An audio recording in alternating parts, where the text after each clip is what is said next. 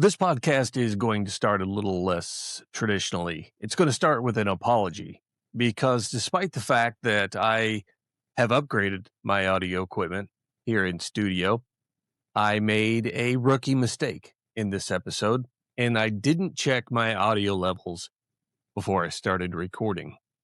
And I didn't notice that my 4-year-old son had maxed all of my audio levels out on my mixer when I wasn't looking. And that's my fault.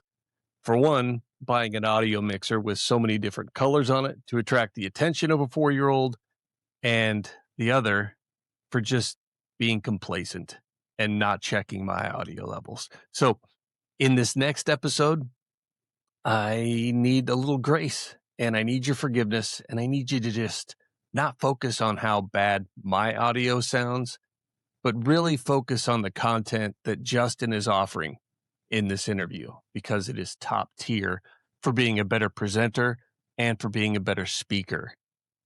And from now on, you'll see me wearing these headphones so that I can monitor my audio before I'm actually recording.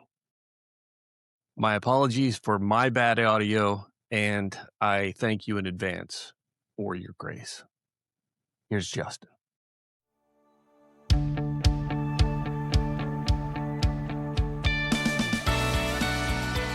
Well, first of all, thank you for taking the time to talk with me today, joining Lessons from Learning Leaders. Justin, what I'm curious about, and the way we usually start these conversations is I want to hear your story. Like, tell me how you got where you're at today. Yeah, it's an interesting story since I started life as a software engineer. And so how do you go from being a software engineer to being a communication coach? That's an interesting path. But as I look back on it, I feel like the through line of everything was communication. So I got a degree in mathematics. I was a software engineer. But when it came time to explain things to leaders, the other software engineers would always kind of nudge me to the front of the room and say, why don't you do the explaining? Why don't you give them the bad news? And eventually I said, okay, if this is how it's going to be, I decided to get a business degree, and that was all communication. I learned that was really focus. Were they offering you up as tribute? Like, we offer Justin as tribute, or was it because they recognized that you had this innate ability to break down things in a way people understood? Or was it because when it came time to volunteer, they were all much faster at stepping back and leaving me at the front?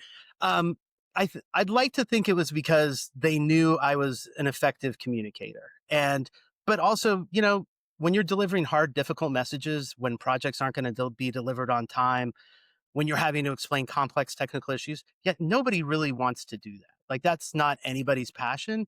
And so the other software engineer said, Justin, you're good at it. Why don't you go do it? And maybe I was good at it. I certainly didn't like it more than anybody else. But like I said, as I started to really get into business, I realized it's all about communication. It's everything we do. Like, you can have great results. You can have projects you're passionate about. People won't understand any of that without communication. It's so fundamental.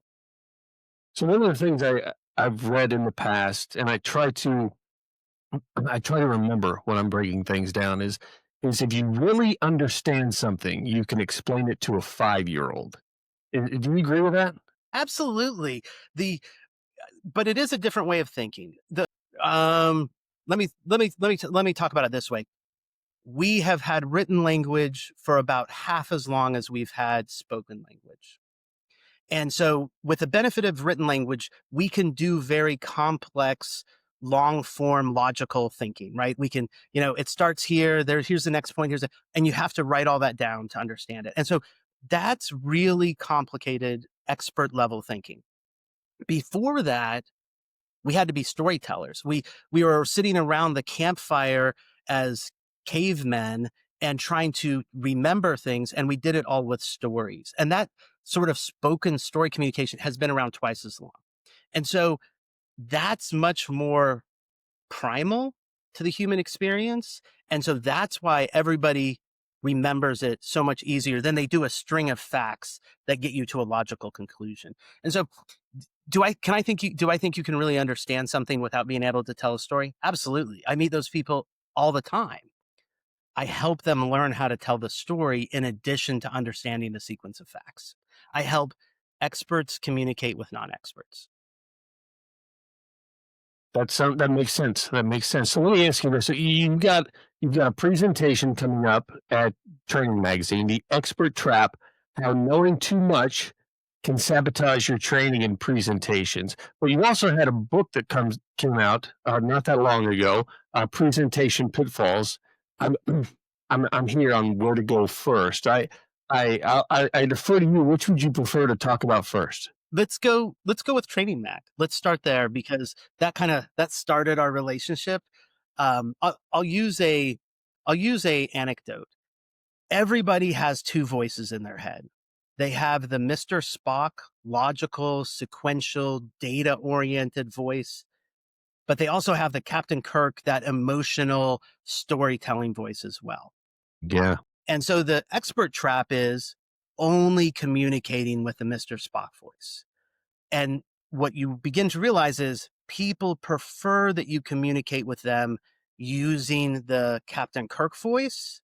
Now, you do have to let Mr. Spock out a little bit. They don't just want a story, they want proof that you've done the expertise work, right? They want that level of confidence. So you start with a story, you let Mr. Spock out just a little bit, and then you end going back to the story.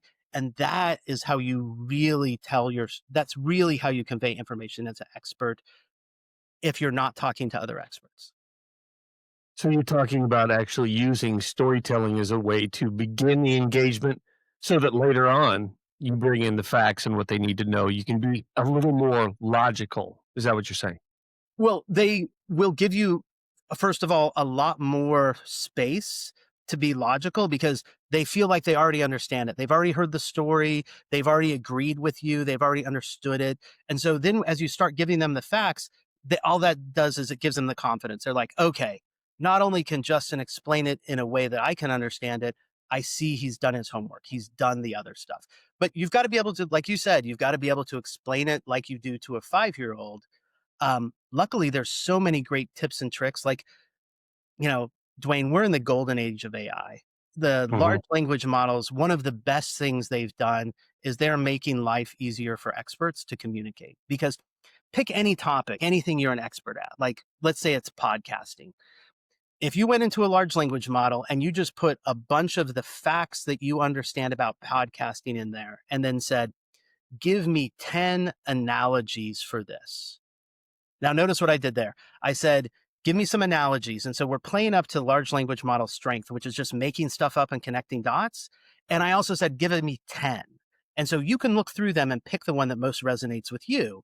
And one of them is almost always going to be a rocket ship. I don't know why, but they think that is the magic analogy for everything is a rocket ship. I wouldn't choose the rocket ship, but maybe you're a sports guy and there's a great sports one in there. And then you say, oh, give me 3 more sports ones and actually also give me some real examples of where this happened to teams.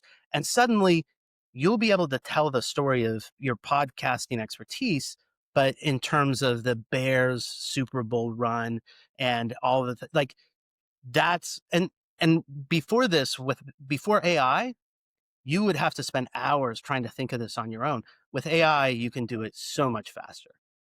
You remind me of a story that I have when I was training for another nonprofit, I had to go to Alaska and I had to give a training on storytelling as a way of sales. And I asked the group, why should we tell stories? And this guy in the back of the room, I'll never forget this. This guy in the back of the room, he looks around. Nobody's answering, of course. I didn't know enough about training at that point to know you don't ask the whole room a question because there are very few people who are that courageous that want to say, "Oh, I'll say it." This guy looks around, and so I said again, "No, really, why should we tell stories?" And this guy says, "Because people buy with emotion and they justify with logic." Mm, love it. Love it. And yeah, me too. I was like, "Whoa, say that again." And he shared it with me again. And later on, I was reading a book on sales, and it's back there on one of my shelves. And this guy in there, he wrote people buy with almost like word for word, people buy with emotion, they justify with logic. And that's kind of what I think that's essentially what you're saying here. You get that emotional engagement, they're more open to what it is you're trying to sell them or train them on. We teach using one of the models we use is the success framework. And that's from the Heath brothers, their fantastic book, Made to Stick, one of their many bestsellers. And the success model says sticky stories should be simple, unexpected, credible, concrete, emotional, and it should be a story, right? It should have a beginning, a middle, and an end. And one of the things I believe is we could come up with, we could create a new framework, we could reinvent all this stuff. But if somebody nailed it like the Heath brothers did, why should we reinvent it? And the good news is, you mentioned my book earlier. We reached out to the Heath brothers as we were writing the book and we said, hey, we're going to talk a little bit about storytelling. We love your success framework. Can we put it in the book? And by the way, our publisher wants you to sign all this paperwork that says it's okay that we put it in the book. Will you promise not to sue us? And the Heath brothers wrote back to us and they said, absolutely, you can put it in the book. We think that, I mean, they were so cool about it. They said, absolutely, you can put it in the book. We think books are how human knowledge is expanding, and we want to be able to empower other people to continue to add to it. They said, we won't sign any of your paperwork, but hopefully this email is good enough. And the publisher eventually said, yeah, the email was good enough. We didn't need to sign any of the paperwork.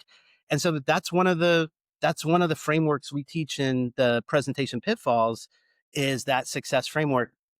And to your point, emotion is one of those key elements. I don't know what it is about the business world that makes us believe that we shouldn't talk about emotion, and we shouldn't use concrete storytelling, right? I, for some reason, we're natural storytellers on the weekends and at the dinner table, but we get into the office and Mr. Spock is the only one we allow to talk. And he is a terrible storyteller, and it's all facts and data. And we've got to embrace that weekend storytelling when we're in the business office. Because to your point, that's how we make decisions. It's through emotion. That's do you think that's because we worry about not being taken seriously? And so when you tell stories, you don't seem as serious as you feel you should. Is it too much TV on what the business world is like and you have to be very serious and confident and I can't tell you this story. I in fact have to be very stern and direct and cold. I like that. I definitely think that's part of it. As a communication professional, Dwayne, one of the interesting questions we ask ourselves is, why is everybody afraid of public speaking? And if you think about it for a minute, you realize, okay, I understand why people are afraid of heights. Like, that's dangerous. You're in a situation you could fall, you could hurt yourself, right? And I understand why a lot of people are afraid of spiders. Spiders can be dangerous. Not everybody's afraid of spiders, but spiders can be dangerous. You can understand where that comes from. But why are people afraid of public speaking, right? Why does our heart race? Why do we have that fight or flight response to public speaking? And as near as we can tell, or our best guess is, it goes back to a time when humans were in tribes. We're in tribes of usually about 150 to 200 people. And we relied on our tribe for survival. And if you got ostracized from your tribe, then that could mean the difference between life and death. And so public speaking was that important. It was how you showed you were aligned with the tribe. It was how you proposed new ideas. And so I think a little bit of this comes back into the business world. We're afraid of standing out. We see leaders telling stories, but we're not sure we have permission, because all the best leaders were great storytellers, right? Steve Jobs, like, these people were fantastic storytellers, but for some reason we're afraid of sticking out in the business world. Like you said, we're robots instead of embracing our natural storytelling. I used to tell people President Reagan was called the great communicator, right? And he did a lot of radio before that. But you go back and you watch his speeches, and I did this deliberately. I was like, what made him so good? And he told story after story in his speeches. He's just out there telling stories to prove his point. And whether you like him, his policies or not, you have to respect the fact that he was able to communicate what he was doing effectively to the point where they labeled him the great communicator. And Absolutely. one thing I like, let's stick with the expert trap. At one point in my life, I remember reading an article about the fact that rocket scientists weren't being allowed to teach high school physics, and I thought that was just absurd.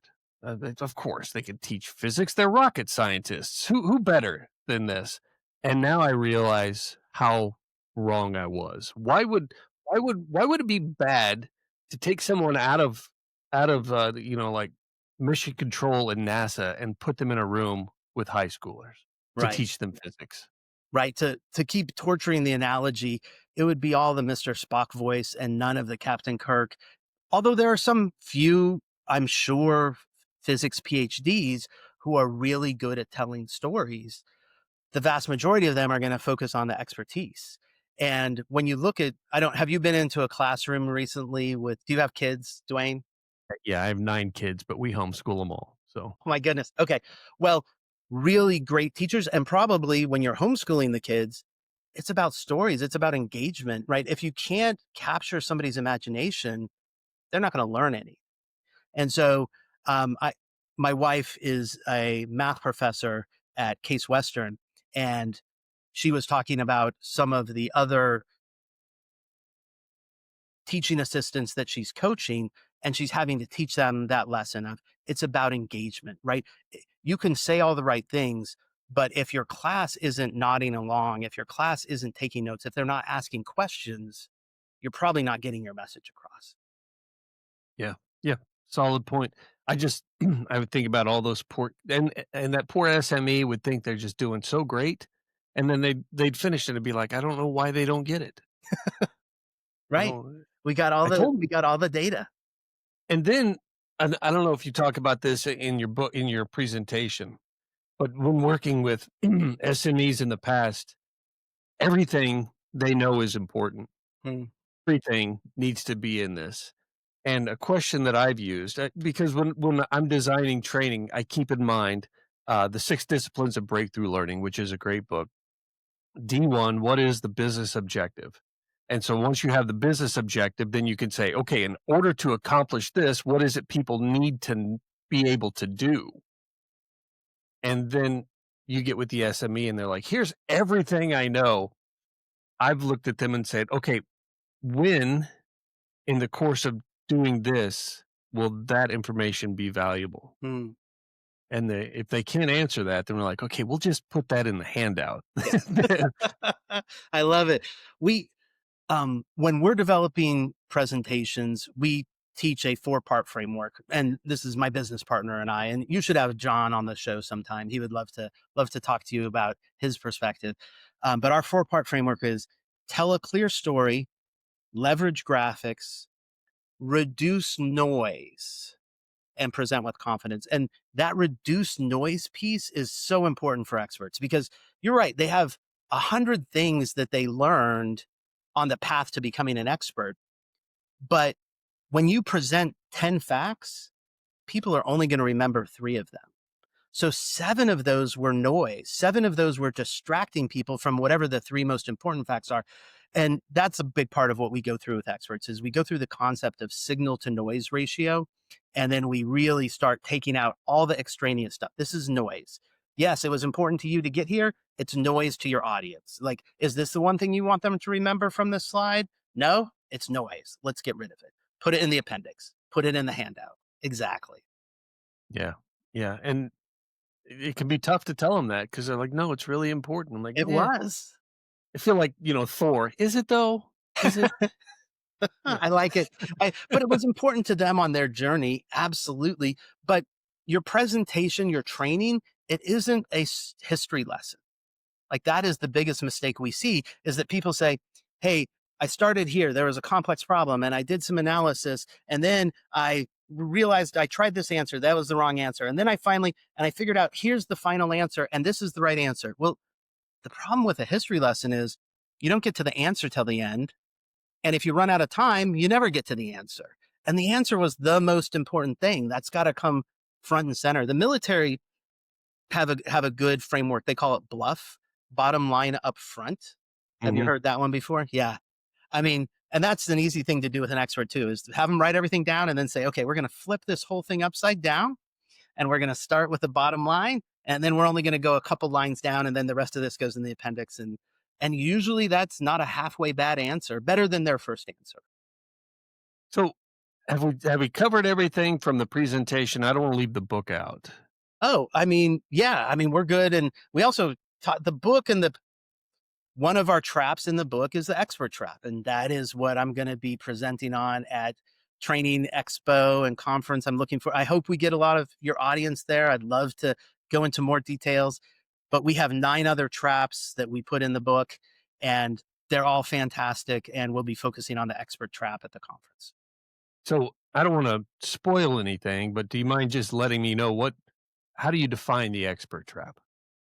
That is when people focus on their expertise and not on what their audience needs to learn.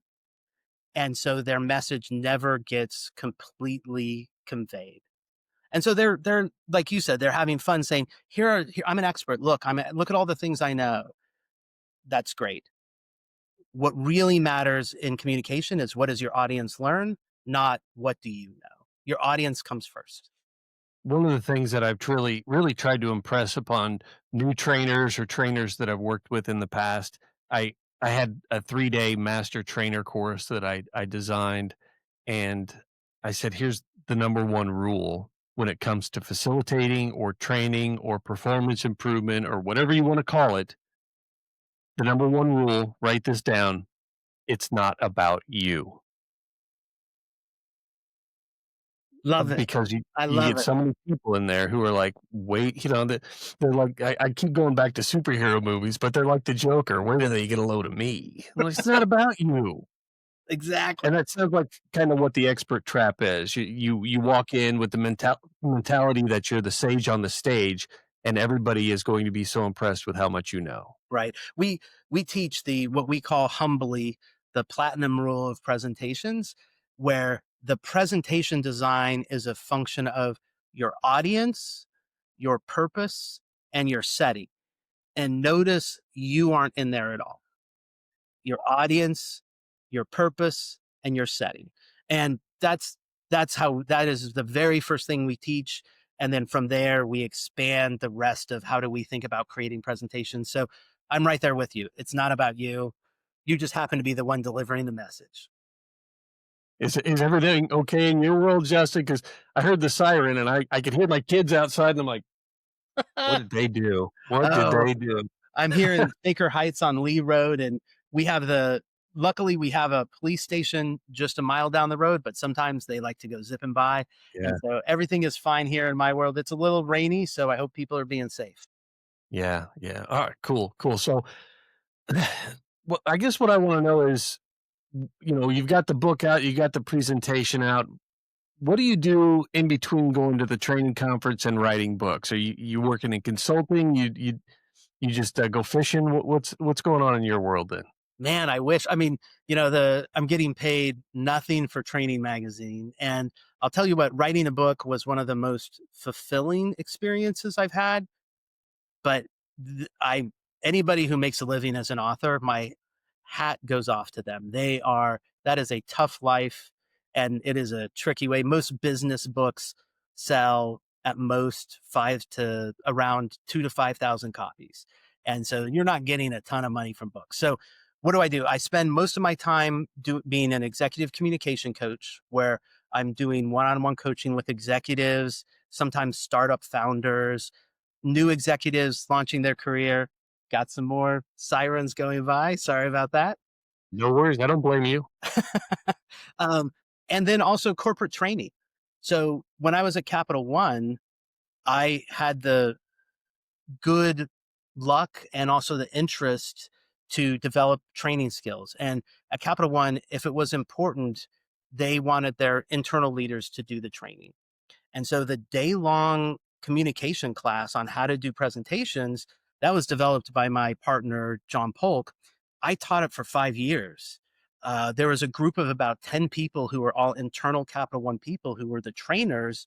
We've taught the class to over 10,000 people. Probably I haven't done the math recently. It's probably closer to 15,000 people at this point. So in between the conferences, social media, books, which none of that makes me any money. I do coaching, which I love, I'm passionate about, and I also do corporate training. And What do you love about the coaching so much? Not that I think it's a bad thing. I'm just trying to figure out why that's like your drug. What do you love about that? because the change happens so fast. Almost every conversation I have with somebody, they have a epiphany in the conversation where they suddenly see themselves differently, more the way, usually more the way the audience sees them, and they suddenly realize, wait, the way I've been giving feedback to people, it's not effective. I I thought I felt good because I was getting it off my chest, but I never checked to see if the person I wanted to give feedback to was able to ready to receive it in a way that would cause change. And if I'm not, if I'm giving feedback without causing change, I'm like, what am I doing? And so, every time there's an epiphany like that, I would say almost every conversation, not every conversation, but, and boy, that is my drug of choice. And so, Yeah, those aha moments are something special, aren't they? yeah, I like to I like having them. I call them put your book down moments, like when mhm, you're reading and you're like, "Ah," and something just hits, and I gotta put my book down and be like, "Why didn't I get that before?" right, And when you as a trainer can communicate that, there's a bit of self-satisfaction, you're like, "Okay, I did my job," but then there's also the fact that you're watching them get it, and you're like, "They're gonna be better after this," right, and right. and then yeah, that Well, that is such a good feeling. and then I usually meet with them 2 weeks later, and I say, okay, what have you changed? And almost always they've changed something. They've done something differently. And you get that a little bit with corporate training, where you can see the 40 to 100 people in the room and you can see the light goes on and the light shining in their eyes. You don't necessarily always get a lot of feedback later about how it changed their lives, which you do with coaching. And the other thing I love about working with individuals is you'll definitely see a change, right? You can they're going to take that information and they're going to do something differently with it. And sometimes if you're working with a large corporation, you're saying, "Okay, I hope this is going to have an impact," but there's a lot of inertia with large corporations, and to really get the change, it shouldn't just be training. It should be training and coaching and a cohort model and self coaching and all these things so that they're still thinking about it 6 months later. Cause, too often the training's great. It was a fun event. And then the next Monday comes along and everybody goes back to businesses the way they used to do it. And so, boy, the coaching is what I think makes it sticky. It makes it come up again 3 months later, 6 months later. All right. Well, we've got a few minutes left. We've talked about the success model with a four-part framework. Are there any last minute tips that, as a communications expert, you'd tell our audience? Yes, absolutely. Okay, what I'm going to do is I'm going to tell you the 3 F's framework. And we try to track back everything we do to science. We'll call it science with a lowercase s, right? This isn't particle physics, not fundamentals, but it is science, meaning somebody did some testing and they saw an effect. And so here's the simplest thing if you want to be a better communicator. Before your next big meeting, before your next podcast, take 1 minute and write down one sentence about the goal you have in that meeting. That has been proven that it will make you be happier with the end result of that conversation than if you hadn't taken the minute to write down your goal. So that's all it takes. 1 minute, write down your goal. You do have to write it down. You can't just think it in your head. You have to write it down on a piece of paper. I'm going to expand that a little bit to the 3F framework, which is what we teach. Instead of taking 1 minute, take 3 minutes. Write down the 3 facts that you want the person to remember as part of your audience to remember. Write down the feelings you have and the audience has going into the conversations, right? It's all about emotion. And write down the follow ups. What do you promise to do after the conversation? And what do you want your audience to promise to do? And if you take 3 minutes and do that, you will have twice the leadership presence that you had before. You will come across as clear and concise, and it's only taking you 3 minutes. That is the easiest level up people could do to their communications. That is good stuff. I like that. I will make sure that I get that in the show notes as well. So I'm sure people are going to want to get in touch with you. Where can they reach you? I think LinkedIn is probably the easiest place. Justin Hunsaker, I'm the executive communication coach. There are a couple Justin Hunsakers out there, but only one of them will have a big book on there behind them in the background. That's probably the easiest way to reach out to me. I can also give you my email address and some other ways people can get a hold of me, and you can put it in the show notes. So if people want to reach out, I will say I love talking to anybody who's a trainer, anybody who's a learning professional. We can swap war stories. We can talk about tips and tricks, but anything that will help me get better and anything that will help you get better. So I'll just put it out to your audience. I'd love to be in touch. Fantastic. Justin, thanks for taking the time to join us today. Dwayne, it was a pleasure. Thank you for having me on.